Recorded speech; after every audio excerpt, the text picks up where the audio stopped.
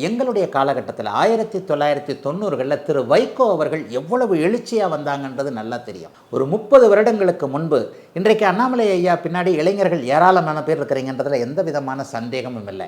ஆனால் அன்னைக்கு யூடியூப் இல்லாத, சோஷியல் மீடியாஸ் இல்லாத அந்த காலகட்டங்களில் 1994 நினைக்கிறேன், அப்போ தான் வைகோ அவர்கள் தனியாக கட்சி ஆரம்பித்தாங்கன்னு நினைக்கிறேன். விடிய விடிய கூட்டம் போய்கிட்டே இருந்தது. விடிய விடிய ஒவ்வொரு நகரத்திலும் கிராமத்திலும் வைகோவிற்காக உயிரை கொடுக்கக்கூடிய தொண்டர்கள் இருந்து அவ்வளவு எழுச்சியாக வந்த வைகோ அவர்கள் இன்றைக்கு எங்கே இருக்கிறாங்கன்னு பாருங்கள்.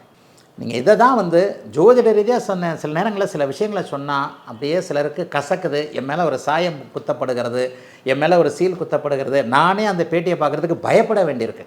சில விஷயங்களை சோஷியல் மீடியாவில் வெளிப்படையாக பேசவே முடியல. அந்த காலத்தில் ஒரு பேப்பரில் ஒன்று எழுதுனா அந்த எழுதுனவனை ஒரு காலத்துலேயும் படிக்கிறவன் திட்ட முடியாது.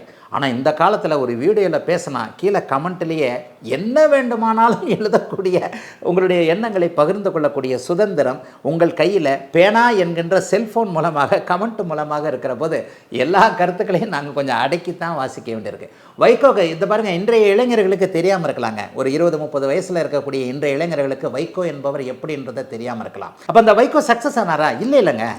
வைகோ பையன் கூட இப்போ அந்த கட்சியில் இருக்கிறார். சக்ஸஸ் ஆனாரா? இதெல்லாம் தனி கட்சி ஆரம்பித்தவங்களுக்காக சொல்கிறேன்.